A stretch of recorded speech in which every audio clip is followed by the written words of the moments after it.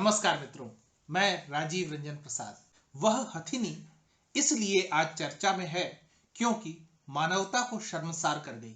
इंसानों ने धरती को किसी जीव जंतु के रहने लायक कहां छोड़ा है।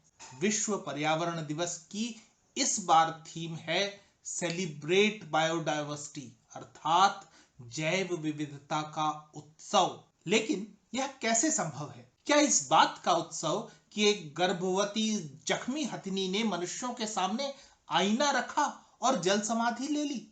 घटना केरल के पलक्कड़ जिले के एक गांव की है। किसने उस हथिनी को पटाखे भरे अनानास खिलाए?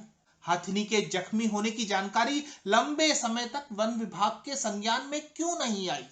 बचाने के लिए समुचित प्रयास क्यों नहीं हुए? ये सभी प्रश्न अपना मायना खो चुके हैं। कोई आपको चोट पहुंचाए तो क्या करते आप? आग बबूला हो जाते। लेकिन वह हथिनी आक्रामक नहीं हुई। तालाब के भीतर जाकर पटाखों से नष्ट हुए अपने जबड़े की पीड़ा को शांत करने के लिए खड़ी हो गई।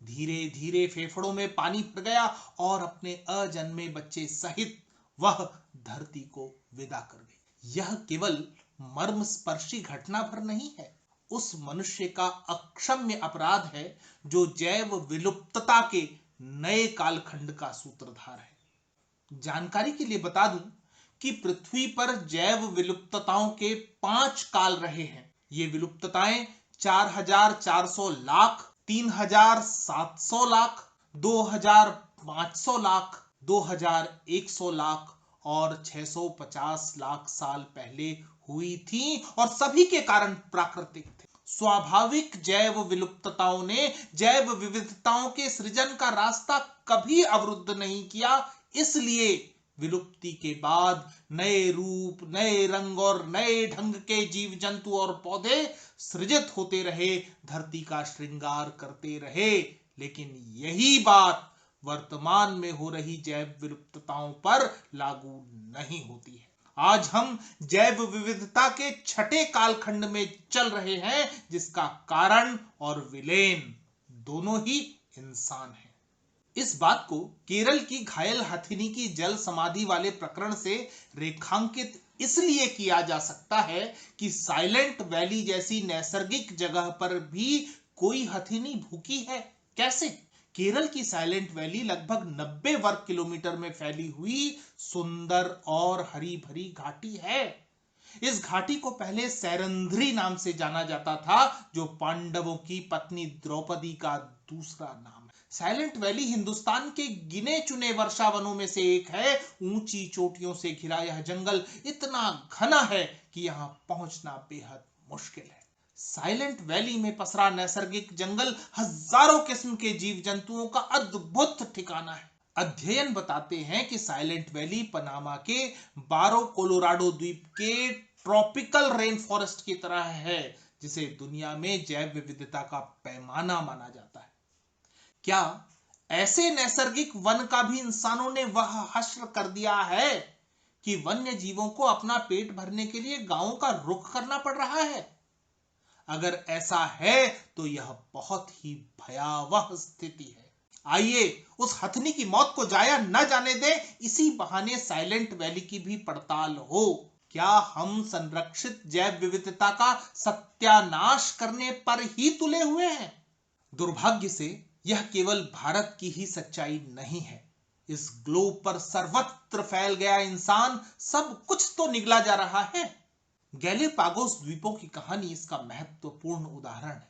गैलेपागोस द्वीप समूह इक्वाडोर का एक भाग है। यह 13 प्रमुख ज्वालामुखीय द्वीपों, 6 छोटे द्वीपों और 107 चट्टानों और द्वीपिकाओं से मिलकर बना है।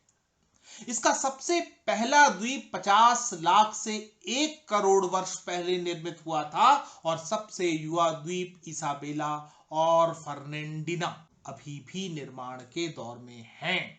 ये द्वीप मूल जैव प्रजातियों की बहुत बड़ी संख्या के लिए प्रसिद्ध हैं। चार्ल्स डार्विन ने अपने सभी अध्ययन यहीं पर किए और प्राकृतिक चयन द्वारा विकासवाद का सिद्धांत प्रतिपादित किया था।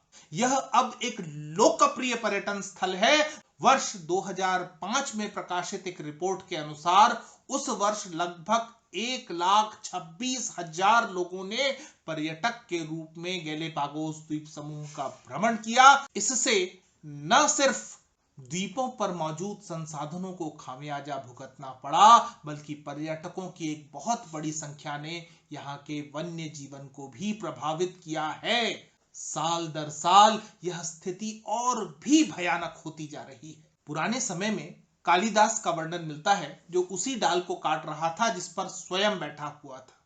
परिणाम स्पष्ट है कि उसे धरातल पर गिरना ही था। आज का मनुष्य उसी कालिदास की तरह व्यवहार कर रहा है, इसलिए यह सही समय है कि हम डाल से उतर जाएं। हथिनी की मौत के बहाने अपने आसपास के जीव जगत के लिए संवेदित हों, उनके संरक्षण संवर्धन के लिए कुछ करें, अन्यथा अभी तो मानवता ही मरणासन्न है। स्वयं मानव भी इस धरती पर डायनासोर के बाद विलुप्त हो जाने वाले सबसे सफल जीवों की कतार में खड़ा हो जाएगा। मित्रों, आज इतना ही। फिर मिलता हूं ऐसी ही किसी कहानी के साथ। अगर आपको मेरा ये चैनल पसंद आ रहा है तो कृपया इसे सब्सक्राइब करें। आप इस कहानी को लाइक या शेयर भी कर सकते हैं। नमस्कार।